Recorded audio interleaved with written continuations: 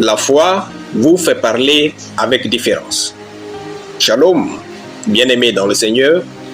Notre méditation du jour s'intitule « La foi vous fait parler avec différence ». Nous tirons notre texte dans 2 Corinthiens chapitre 4, le verset 13 qui nous dit ceci.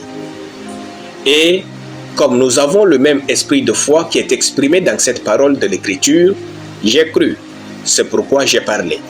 Nous aussi nous croyons et c'est pour cela que nous parlons. » Gloire à Dieu. Notre verset du jour met l'accent sur les paroles de foi et l'apôtre Paul dit « Nous croyons et c'est pour cela que nous parlons. » La foi parle et elle vous fait bien parler. Vous parlez non pas aux hommes pour être prétentieux, mais dans le monde spirituel devant Dieu et les anges. Nul ne peut donc être convaincu d'une chose et se taire dans le monde spirituel.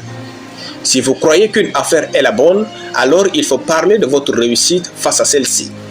Si vous croyez que telle personne est une bonne personne, il faut l'apprécier. Si vous croyez une chose, parlez-en. Même Jésus disait qu'il va mourir, qu'il sera enseveli et ressuscitera le 3e jour. N'est-ce pas ce qui s'est passé? Si. Quel genre d'avenir croyez-vous pour vous? Comment sera ce monde de Dieu pour vous? Parlez-en au nom de Jésus dans le monde spirituel. La foi parle là où elle est présente. La foi nous lie aux choses spirituelles et nos paroles lient les choses spirituelles à nous. Alors, réalisons très tôt quel genre de vie Dieu tient pour nous dans sa parole et choisissons d'en parler comme Jésus et les apôtres le faisaient. Rien de ce qui est cru fermement et confessé n'est effacé. Ne vous arrêtez jamais de parler de votre succès, de votre élévation, de vos enfants, de votre mariage, de votre richesse, de votre victoire, jusqu'à ce qu'il soit évident pour tous. Car la foi est une ferme assurance des choses qu'on espère. Hébreux chapitre 11, le verset 1. Notre bouche nous a été donnée pour choisir quel genre de vie vivre. Parlez sur vous et à votre avenir. Il est écrit. La mort et la vie sont au pouvoir de la langue.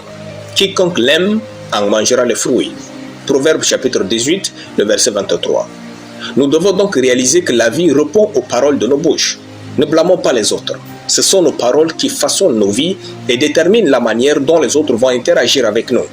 Jésus dit, « Car par tes paroles tu seras justifié, et par tes paroles tu seras condamné. » Matthieu chapitre 12, le verset 37. Nos vies sont à la couleur de nos paroles consciemment proclamées ou non. Alléluia. Prions. Mes paroles sont pleines de vie et succès au nom de Jésus. Amen. La lecture biblique en une année, Psaume chapitre 40 à Psaume chapitre 57. Soyez bénis, c'était le pain du ciel.